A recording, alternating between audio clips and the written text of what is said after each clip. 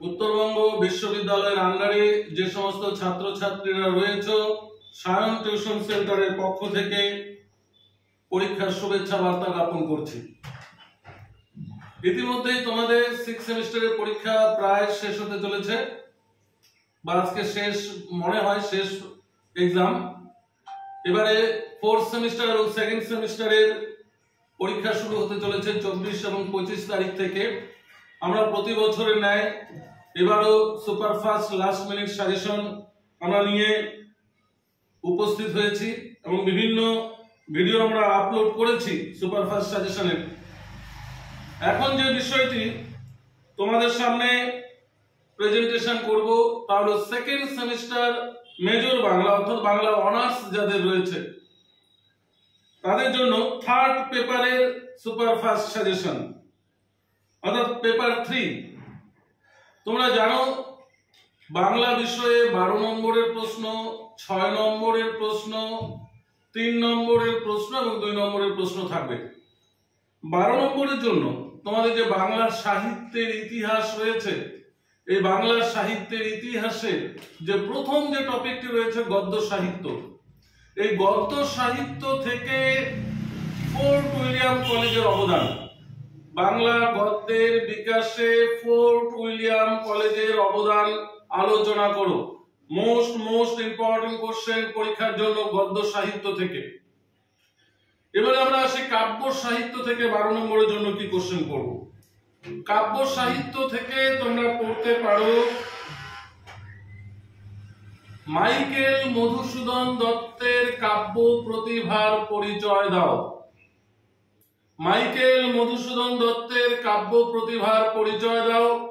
এছাড়াও তোমরা পড়বে বিহারীলাল চক্রবর্তীর কবি প্রতিভার পরিচয় দাও।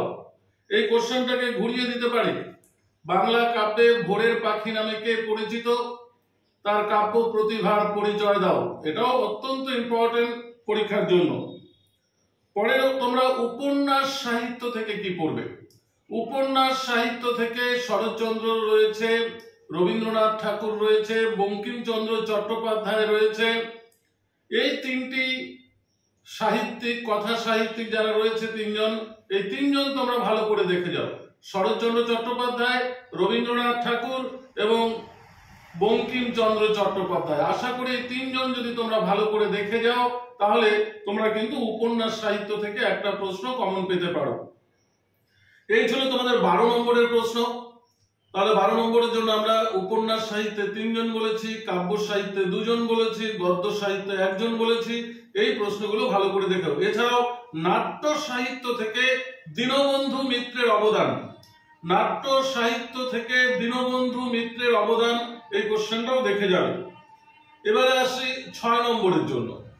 6 নম্বরের জন্য প্রথম যে প্রশ্নটি অত্যন্ত গুরুত্বপূর্ণ, যুগসন্ধির কবি কাকে বলে? তাকে কি প্রকৃতই যুগসন্ধির কবি বলা যায়? তোমার উত্তরের সমর্থনে যুক্তি দাও। পরের প্রশ্ন, বনফুল এর যে ছোট গল্পের যে প্রতিভা, বনফুলের ছোট গল্পের প্রতিভা আলোচনা করো। এর পরের প্রশ্ন দেখবে মাইকেল মধুসূদন দত্তের নাট্য প্রতিভার পরিচয় দাও। মাইকেল মধুসূদন দত্তের নাট্য প্রতিভার পরিচয় দাও। কিন্তু কোশ্চেনটাকে আবার অন্যভাবেও দিতে পারে, যে মাইকেলের ধরো ঐতিহাসিক নাট্য প্রতিভার পরিচয় দাও, বা মাইকেলের পৌরাণিক নাট্য প্রতিভার পরিচয় দাও, বা এরকমও দিতে পারে যে কোনো একটি নাটক তুলে দিয়ে বললো এই নাটকটি সম্পর্কে আলোচনা করো। এইভাবে কিন্তু কোশ্চেন দিতে পারে, কারণ 6 নম্বরের কোশ্চেন এত বড় হবে না তাই।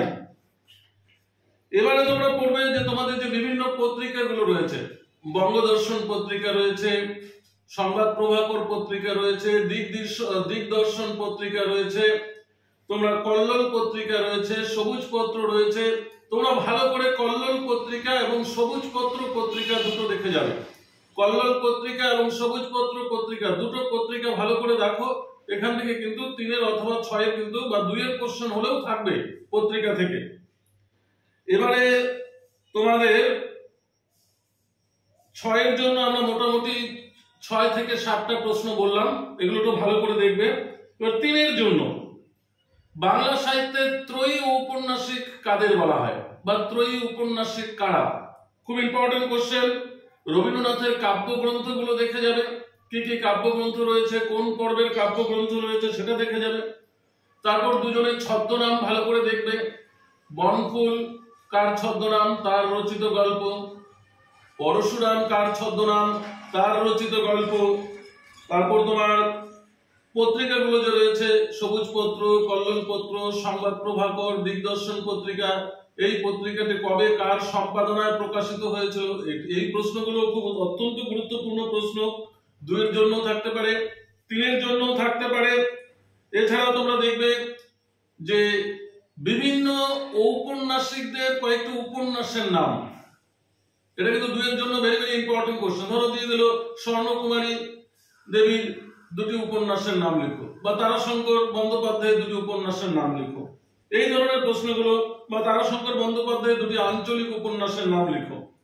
হ্যাঁ, রামমোহন রায়ের 2টি প্রবন্ধ গ্রন্থের নাম লিখো, বা রামমোহনের 2টি সাহিত্যের নাম লিখো। তারপর ধরো বলাকা কাব্যগ্রন্থের বা পূরবী পর্বের কাব্যগ্রন্থের কয়েকটি কবিতার নাম লিখো। এই ধরনের প্রশ্নগুলো কিন্তু তোমাদের 2 এবং 3 এর জন্য এইভাবে দিতে পারে।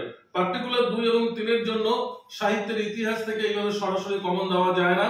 তবু আমরা কিছুটা টেকনিক বলে দিলাম, এই টেকনিকের মধ্য দিয়ে তোমরা পড়ো, 2 এবং 3 এর প্রশ্নগুলো কিন্তু আসার একটা সম্ভাবনা রয়েছে। ভিডিওটি যদি ভালো লাগে অবশ্যই লাইক ও শেয়ার করবে, বন্ধুদের মধ্যে ছড়িয়ে দেবে। ধন্যবাদ।